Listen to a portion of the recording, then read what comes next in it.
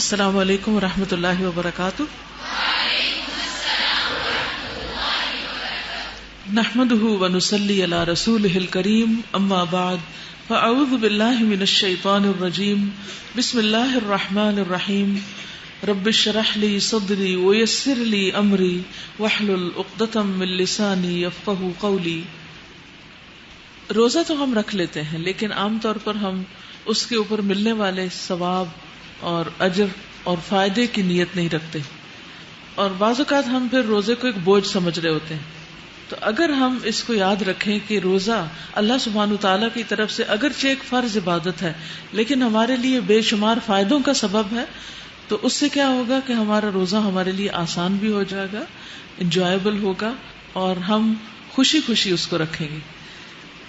تو اس میں یہ ہے کہ روزہ جنت میں داخلے کا ذریعہ ہے.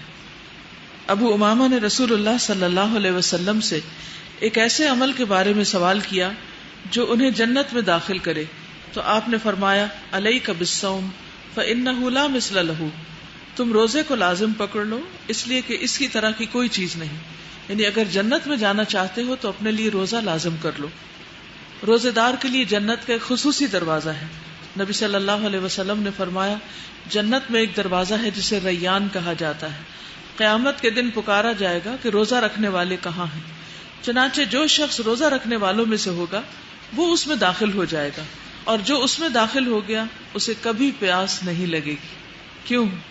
اس لیے کہ دنیا میں وہ روزے کی حالت میں پیاسا رہا. روزہ آگ سے بچاؤ کا ذریعہ ہے. رسول اللہ صلی اللہ علیہ وسلم نے فرمایا جو شخص اللہ کے راستے میں ایک دن کا روزہ رکھے گا، اللہ تعالیٰ اس کے بدلے اس کے چہرے کو آگ سے 70 سال کی مسافت پر رکھے گا. یعنی ایک دن کے روزے سے جو خالصتاً اللہ کی رضا کے لیے رکھا جاتا ہے اس کا یہ اجر اور ثواب ہے کہ انسان آگ سے اتنا دور ہو جاتا ہے. پھر روزے کی جزا اللہ سبحانہ وتعالیٰ خود دیں گے. رسول اللہ صلی اللہ علیہ وسلم نے فرمایا اللہ تعالیٰ فرماتا ہے کل عمل ابن آدم لہ الا الصیام فإنہ لی وأنا اجزی بہ. ابن آدم کے تمام اعمال اس کے لیے ہیں سوائے روزے کے، بے شک وہ میرے لیے ہے اور میں خود اس کا بدلہ دوں گا. اور وہ کیا ہوگا؟ وہ ایک سرپرائز ہوگا، سب سے بہترین ہوگا، کیونکہ اللہ سبحانہ وتعالیٰ سب سے بڑے خزانوں کا مالک ہے. تو جو کچھ اللہ تعالیٰ دے سکتا ہے وہ کوئی اور نہیں دے سکتا. اس لیے ہمیں اللہ ہی کی خاطر روزہ رکھنا چاہیے تاکہ اللہ سبحانہ وتعالیٰ سے بہترین جزا پا سکے. پھر روزہ ڈھال ہے. رسول اللہ صلی اللہ علیہ وسلم نے فرمایا روزہ آگ سے ڈھال ہے جس طرح لڑائی میں تم میں سے کسی کی ڈھال ہوتی ہے.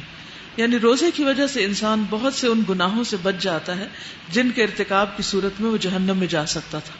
تو چونکہ روزے کی حالت میں ہوتا ہے تو بار بار اس کو یہ یاد دہانی کرائی جاتی ہے کہ دیکھو تم یہ غلط بات نہ کرو اور نہ سنو کیونکہ تم روزے کی حالت میں ہو. تو روزہ ہمیں مسلسل نیکی کے اوپر ابھارتا رہتا ہے اور برائی سے روکتا رہتا ہے. یہ ہمارے سسٹم کے اندر آ جاتی ہے چیز، ورنہ تو باہر سے لوگ ہمیں روکیں یا منع کریں، لوگوں کے ڈر سے بعض اوقات یا لوگوں کے کہنے پر ہم کوئی اچھا کام کرتے ہیں یا برے کام سے روکتے ہیں. لیکن یہاں پر کیا ہے کہ جب روزے سے ہوتا ہے انسان تو انسان کے اندر ہی ایک ایسی چیز کام کر رہی ہوتی، اور جب انسان کا اپنا اندر اس پر گواہ ہو جائے، وہ اس کو کسی اچھے کام کا کہنے لگے اور برے سے روکنے لگے، تو پھر اس سے بڑی اور کوئی چیز نہیں ہو سکتی. لیکن روزہ 3 طرح کا روزہ ہوتا ہے: عام روزہ، خاص روزہ اور خاص الخاص روزہ. عام روزہ یہ ہے کہ انسان خود کو پیٹ بھرنے اور شہوت سے روکے.